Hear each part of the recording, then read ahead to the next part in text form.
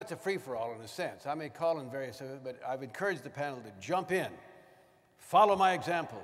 Don't be rude, but jump in. Don't wait to get called. But Bill, I'm going to start with you. What did your wife need from you?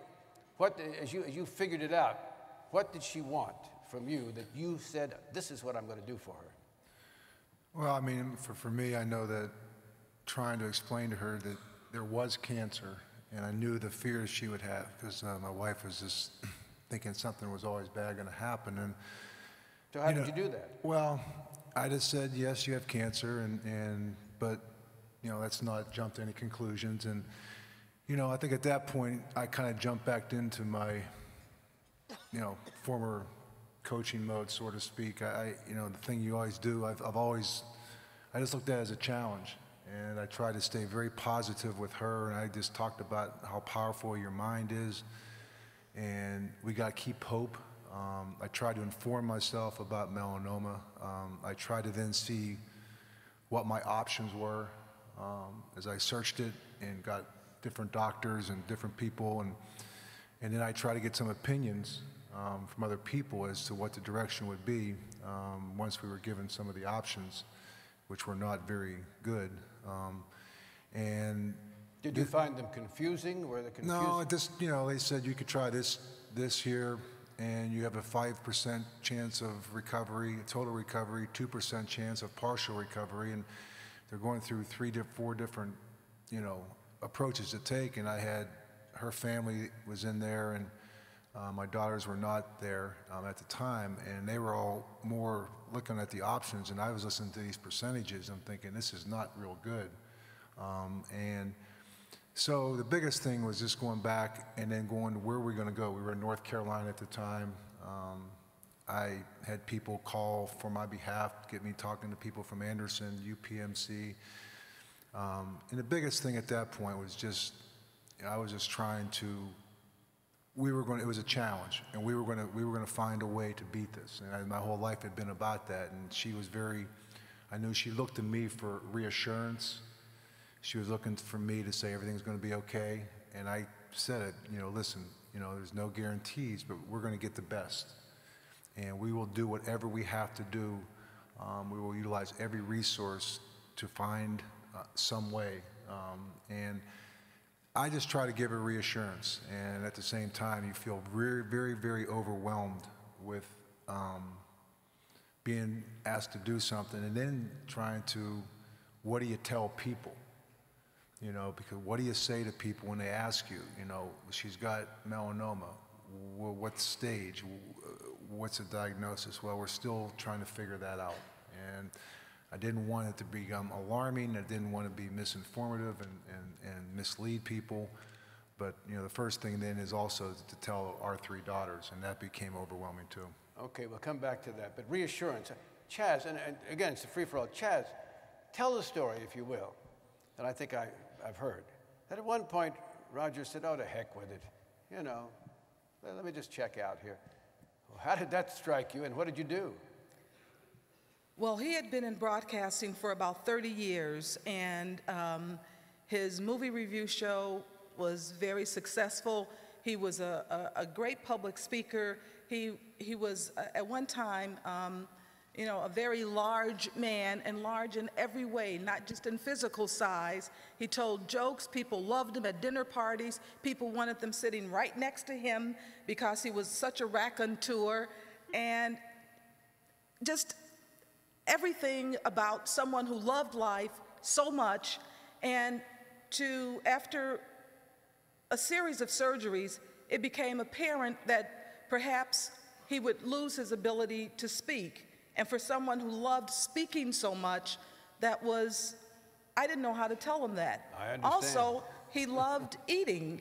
And to tell someone that he may have to live for the rest of his life on a G-tube and never take anything by mouth again, I didn't know how to tell him that.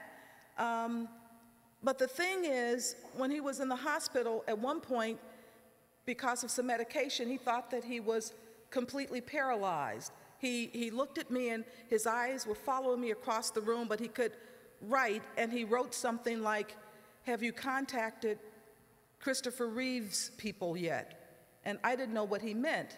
And I realized that he thought that, he just said, maybe they can help us, tell us what to do next. And I said, you're not paralyzed. You're going to get out of this, but there will be some changes. There will be a new normal for you. Maybe you won't speak. The TV show had really, at that point, it's not that you're not going back to broadcasting, you're not speaking at all or eating. And at one, you know, he's, for someone who's always so optimistic, to see him, one day he did give up, and he thought,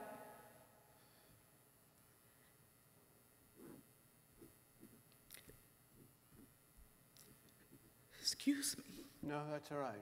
He thought it wasn't worth going on? He wrote to the doctor, kill me. And I told him that that wasn't an option. And he said, and I know he was looking at me to give him some direction, and I promised him, I said, if you will find the will to live, I will find a way to make your life interesting, to make life interesting for you. If you have the will, I'll have the way. And so I went through researching with doctors and with friends and with people who had gone through illness. The only thing is the doctors told us that for his particular case, he was the only one with that particular thing because they had done that surgery 50 times and it was always successful. He was the only person it had ever failed on. Oh boy, that's great news, isn't it? Anyway, but let me move forward now because I got to tell you, today, that was in 2006, today our lives, we're great, we're very happy, we're very grateful for each day. He's actually back on television, he's speaking with, we researched lots of text-to-speech things. He's speaking with the computer. Sometimes we have other people do his, voice his TV reviews. We're just very happy, and he's trying to help other people as well. I think this is wonderful. What he needed from you, at the time he said, well, all right, maybe I should just want to die, was someone who loved him saying, no, that's not an option. You're not going to die, and we're going on. Jay. Sam, can we just take a moment and talk about how caregivers are oftentimes put in a position, I'm sure that many of the doctors here have experienced the same thing that Chaz has experienced, where the patient, either because of the terminal situation or the prognosis and the options are abysmal, that they do come to that point of either speaking with the doctor or just speaking with their caregiver about death. And I think that it's such a normal part of the process, but it's something that nobody talks to you about. I don't know about you, Chaz, but nobody came to me and said, there'll probably be a point where your husband, he might bring up the topic of death, and he might bring up the topic of euthanasia. And I'm not trying to advocate for or against, I'm just saying that this is kind of a normal part of the process.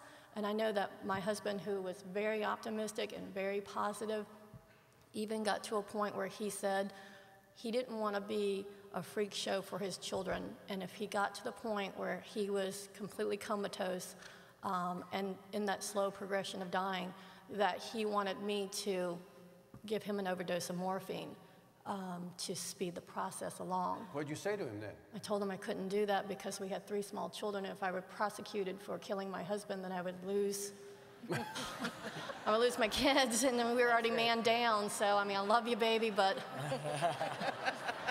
That was quick thinking. Well, I mean, I would do anything for him. I picked up and moved my family. I got, nannies to help me with the kids so that I could take care of my husband, but I couldn't go there. But I later on learned that, hey, this is something a lot of patients talk to their caregivers about, but nobody told me about it. Well, on the